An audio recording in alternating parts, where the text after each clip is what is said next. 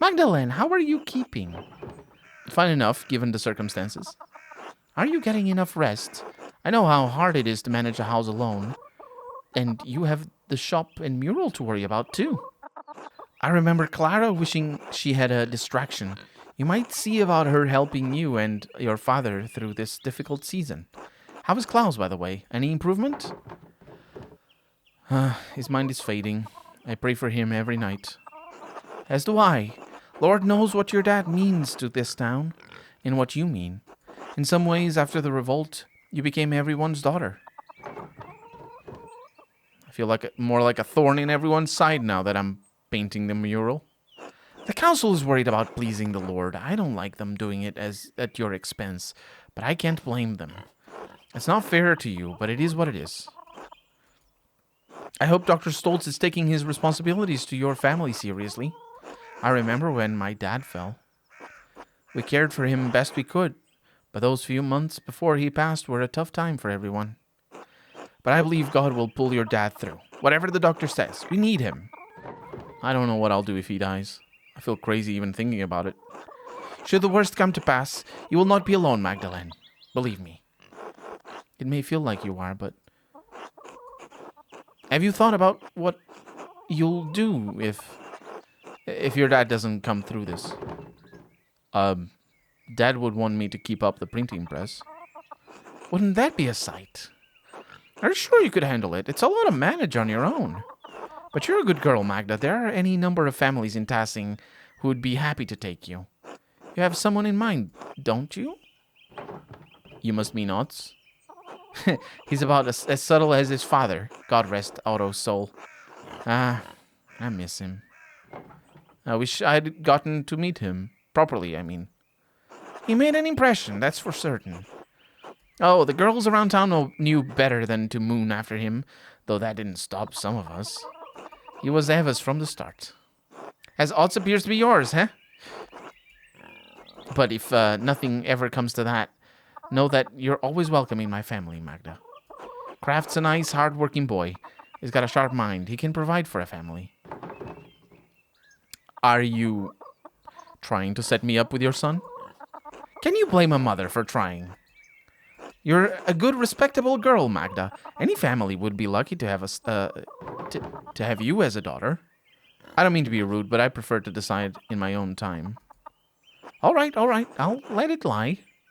You know, not every marriage may start off on solid footing. But if you pray and work and trust in the Lord, you can find it in time. Believe me. Yeah, about that. I don't think I can ask that, but maybe I'll never get married. Without a husband and children, who will care for you when you're old? The Lord made us from Adam's rib because he meant us to be a part of men. You would be lonely to never know that fullness of purpose.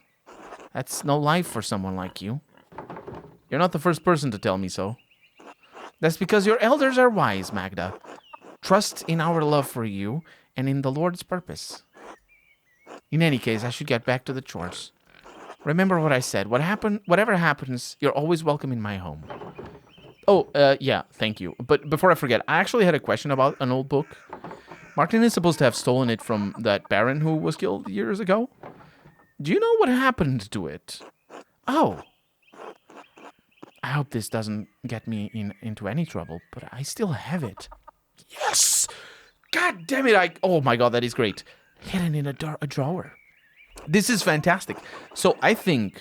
Actually, I didn't mean to talk to Martin right now. As I said, I wanted to go to Smokey, because I don't know if this passes the time, but I guess we'll find out. That said, I did not think that Martin would be... I did not think this was going to happen, basically. I thought this was... all of these were loose ends that are just sort of part of a bigger tapestry, but not the main thread. This is the main thread. This is definitely the main thread. And... because it forces you to understand if it is a choice based on whether you go to Smokey or Martin or whoever, then it forces the player to understand why each person got killed. Each of the three people. Well, because, Klaus has not been killed yet, but maybe. But each of the 3 murders, or murder attempts, and possibly even Martin himself, the real Martin. I don't know, but then again, maybe he didn't. Because if she has the book, then yeah. Interesting. Martin left it behind when he ran off. Wait, he went to all the trouble to take it, but didn't bring it along? Martin was a thief, but he wasn't stupid. I'm sure he realized no one would believe he'd come by the book honestly, so he couldn't sell it. Why'd you keep it? What was I supposed to do? The Baron was killed soon after, and there I was, holding his stolen book. I didn't want Martin to get in any more trouble than he was already in. I never read it, though. I don't read well. Can I have it? I don't know. It's not very often in this game that we get to lie. That we get to see the open square brackets lie, close square brackets. And I'm pretty certain the other time we saw this was with Magdalene.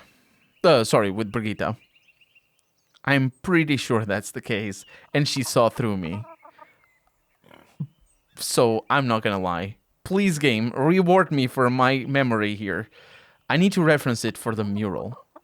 But won't everyone wonder where you got the ideas? Yeah, that's why I didn't want to do that. But, yeah. I've been talking to people all over town. They'll think I get the ideas from them. All right. I'd like to have nothing more to do with it, to be frank. It reminds me of difficult times. A stolen book of a dead nobleman in our home. Perhaps it spoiled our milk and turned our eggs all these years. Here you are. Please don't tell anyone I have this. Ah, Historia Taciae. Oh, it's in Latin. I can understand a few words and phrases. I'll take a closer look in the evening. Thank you, Brigitte. You've been a big help. Of course, Magda. Be well now. God bless. You too, Brigitte. Until later. And the time hasn't passed. This is amazing. This is amazing. This means that we can do all 4 things, but also means that it's not a choice. What we do here is not a choice. Hey, Hots, what's up? Who do I need to talk to? Who's that? I think that's where I need to go. Hots. Hey, Mags. Got your way with a mural, huh? I didn't expect you to convince the council like that. You think that little of me? No, I'm impressed. The rest of the council has been arguing over the matter for so long, even I couldn't get a word in. Then you come in and shut them up in a few minutes. We could use more women like you in the town. There are plenty of opinionated women in town. Want to let us join the council? Well, you'd have to take that up with the Lord. Besides, I don't think any of them are as hard-headed as you. You're the exception, Magdalene. You always are. Clearly you've forgotten Agnes. She doesn't suffer fools gladly. That's not what I meant. She's not... Oh, never mind. Forget about it. Anyway, standing up to the council like that was great. I know I'm on the council, but sometimes it doesn't seem like I have any influence. Otz actually seems insecure about his place on the council. He may be an ass sometimes, but I don't like to see him so upset. He's always poking fun at me too. Maybe I should remind him he's not that important after all. So these are 2 options I thought I was reading. Yeah.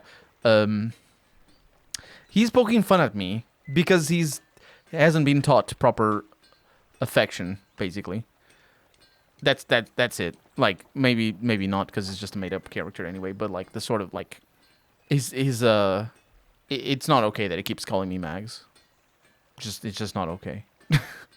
Don't call me Mags. I told you not to call me Mags. I don't care if you think I'm pretty. No, don't call me Mags. So let's go to the second one. It'll be fine. I'm only poking back, right? Yeah, let's see where that goes. Let's see what kind of an insecure character who doesn't know affection where his character arc goes, Because if I put it like that, and I do put it like that on purpose, we sort of can guess where a character arc like that can go. And, well, it can go multiple ways, but yeah. But these options are actually quite aggressive. One of them is really aggressive. Let's go this one. Well, you are the youngest member of the council. The others have much more life experience. Yes, but how am I supposed to gain experience if I'm not involved in making decisions? Being the youngest one on the council has been harder than I thought. I know Baltus and Werner don't think I'm capable, and even Paul has warned me about being too rash. My dad died trying to make a difference in this town. All I'm trying to do is carry on his legacy, but it seems like the others don't make room for any change. You sound like my dad. He always said that the council was scared of doing anything important. Your dad is right. They're also old and cowardly. I guess they just want to live in peace. But I want something more. I want to make a difference, like my dad did. Nah, well, better get back to it. See you later, Mags.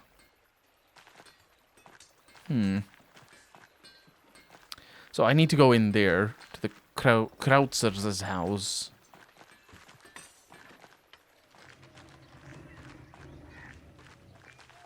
Father Thomas. Good day, Father Thomas. God bless you, Magdalene. I've got a bone to pick with you, Father. Oh? I apologize if I've wronged you in some way, Magdalene. I wasn't aware. I've heard you disapprove of my taking over the Rat House mural. Ah, I see you spoke with Mother Francisca. I never meant for my discussion with the abbess to be taken for gossip, Madeleine. However, I'm worried about your attitude toward your work. You displayed quite the insistence when you took up the project. An insistence that neither Mother Francisca nor I agree is healthy. Well, this line is very sort of... It's a dumbed down line, I suppose. It's the line where I'm confronting him about his misogyny. But it doesn't need to be like this. It doesn't need to be written like this. You can make this point in a way that is less for the audience. But this line is very much for the audience. But still.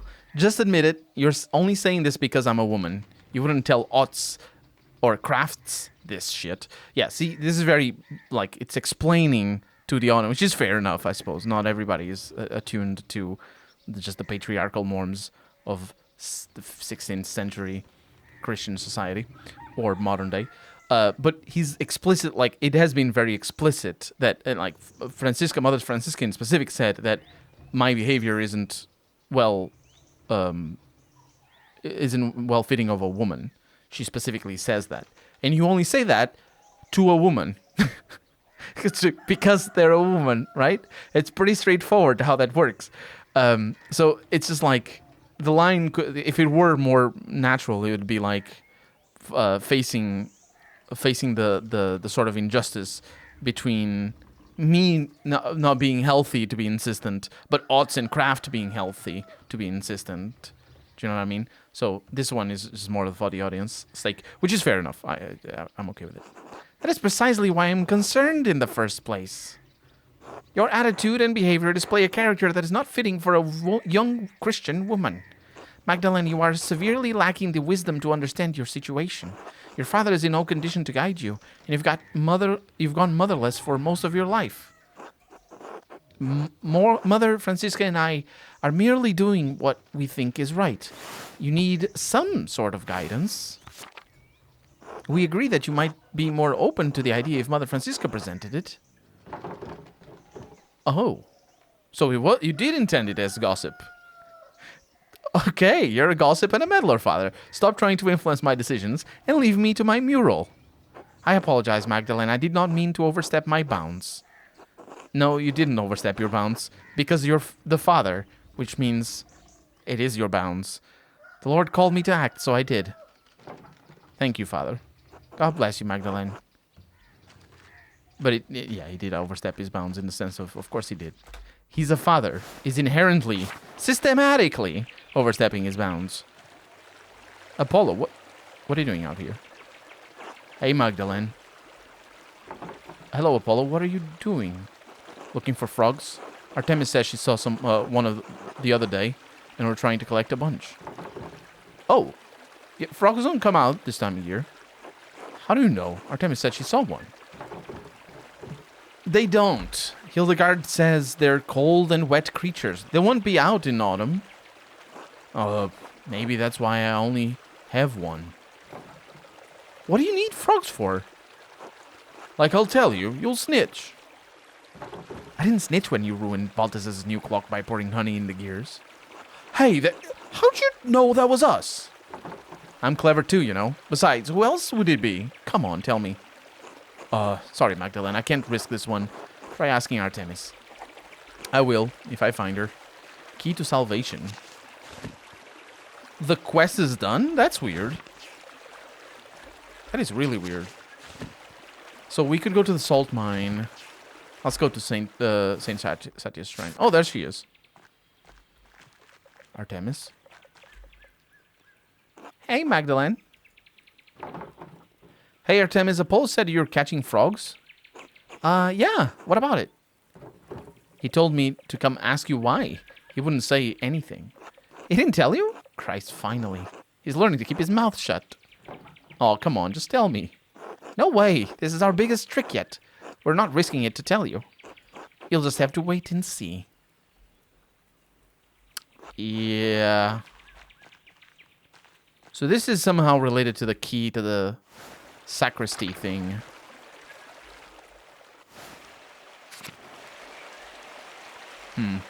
Okay, there's a boar there. I probably don't want to mess with the boar at the moment. Before we die... Oh, it's not the place. Before we die, let's go talk to Smokey. And maybe Voislav. Or Vaxlav, rather. Hello, is there something I can do for you? Knives need sharpening? Oh.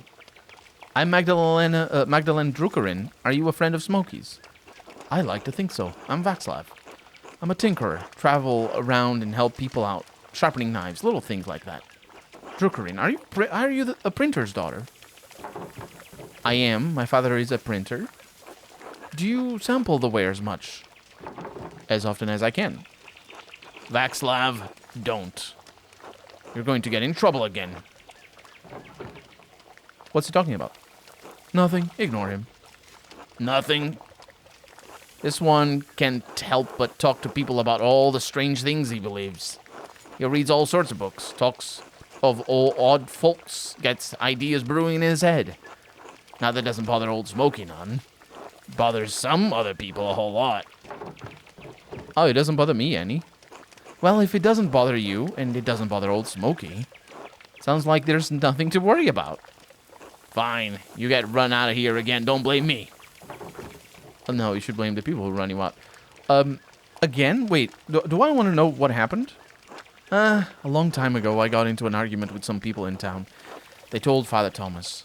To his credit, he told them to let it go, but somehow an inquisitor found out. Anyway, I had to leave for a while. Oh. Right. So, books, strange ideas?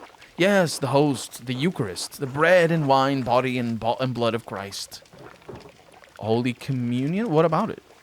More and more people are writing about rejecting transubstantiation. The idea that the bread and wine of the Eucharist literally become the body and blood of Christ.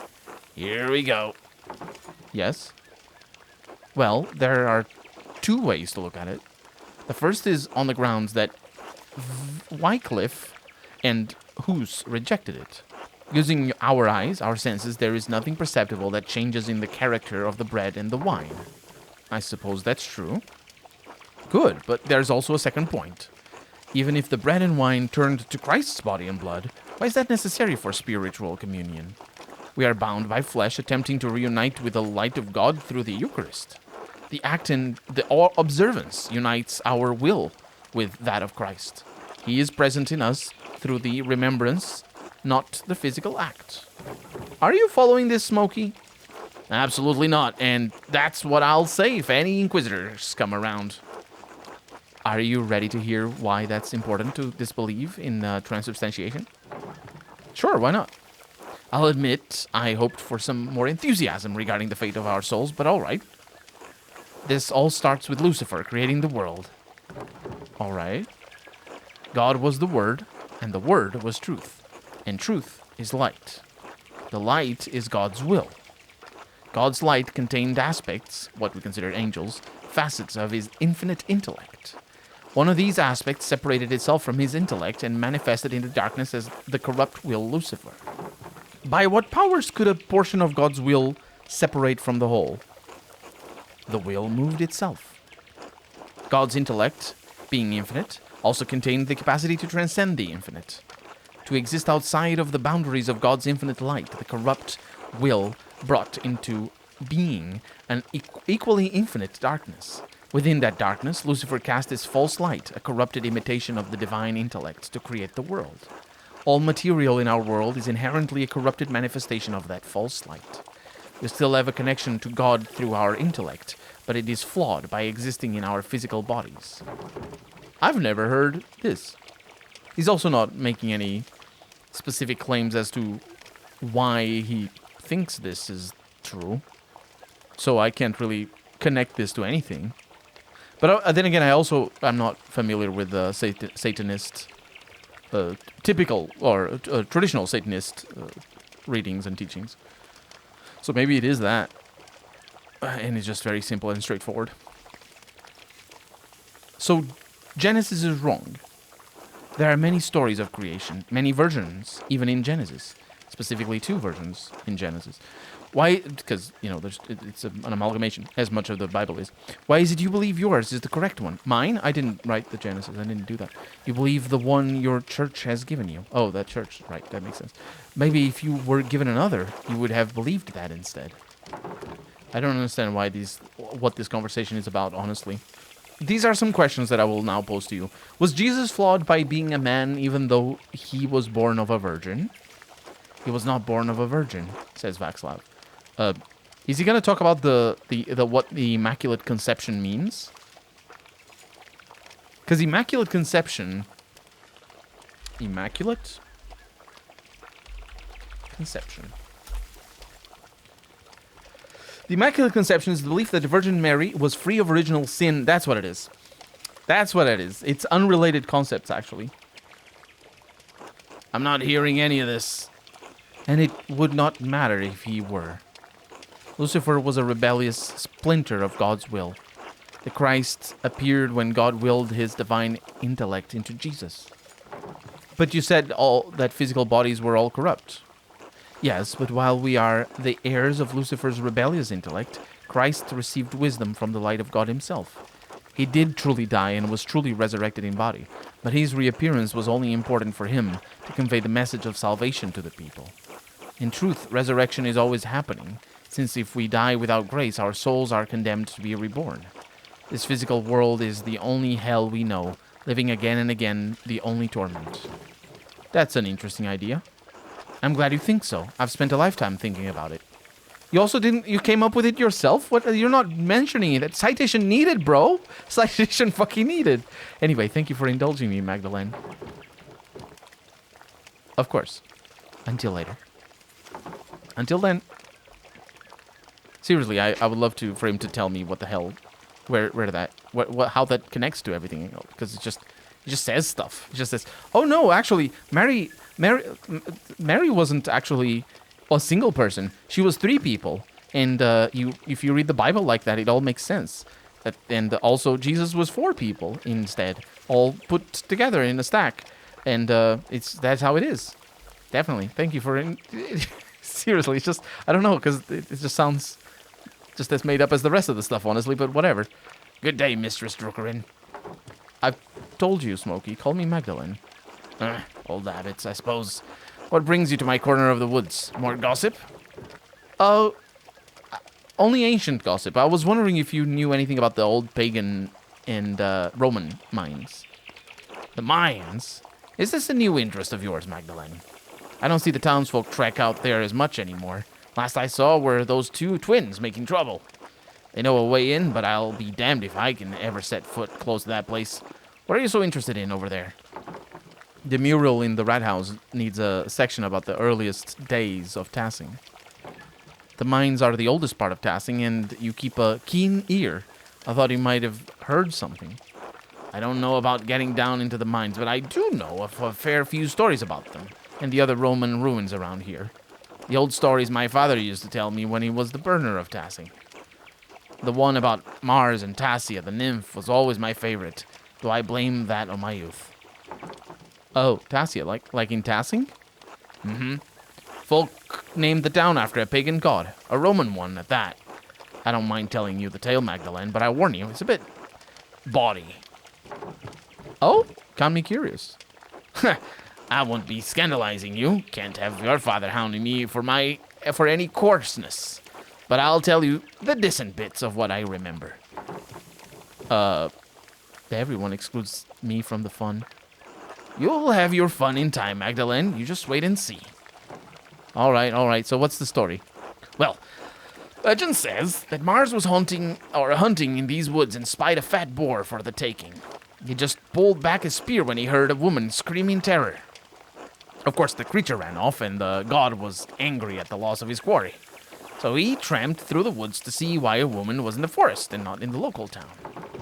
Why would a god be hunting in Tassing's forest? How should I know? Maybe he just wanted a brisk walk. Besides, why should anything the gods do make sense? These were the old days when spirits and ghosts prowled. What do you mean prowled?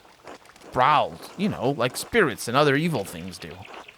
I can't just say they walked through the woods like you or me. They prowled. All right, keep going. So, Mars found nymph, Tassia, bathing in a spring with a fat, ugly satyr goading her from the shore. Enraged at seeing the trapped nymph, Mars transformed into a wolf and slew the satyr. And in return, well, Tassia bathed the god. Ah, I see. I did warn you, Magdalene. When Mars left the pool, he dripped onto the ground, and it blossomed with flowers and crops. Dripped onto the ground. That they say that's why this valley is so fertile. Because, dicks.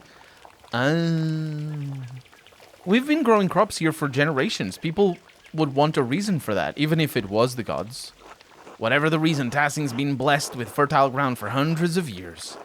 So much of what the Romans left behind was destroyed over the years, but I like that we still have these tales. You can never really destroy stories as long as there are people to tell them. Of course, the Romans left a hell of a lot behind, too. The town is more Roman than Bavarian, really. Well, we are a part of the Holy Roman Empire. The largest and most powerful European state in its time, the Holy Roman Empire was made up of many peoples and suffered from much internal strife during the Reformation, despite Emperor Maximilian's first hand over the land. Ah, that we are, and not for a lack of trying. Tassing is actually much smaller now than it was in the Romans' day. At least that's what I make of it. The ruins go deep into the forest and all the way to the old mine. Half of Tassing is built on Roman stone. Take a walk around town and you'll start noticing things. Use their stone to build. The old temple by Satya's shrine has grown over, but the aqueducts run for miles. Even the abbey used to be an old Roman fort. You can see some of the Roman paved stones under the road if you look hard. We may not be Roman, but this town is. Tassing has been building upon itself for hundreds of years. What a beautiful idea. That's the way of things. Most people don't notice the old stones too busy in town to notice that what's right in front of their eyes. Maybe I should go take a look at the mine. I'd get a better sense of what things were actually like.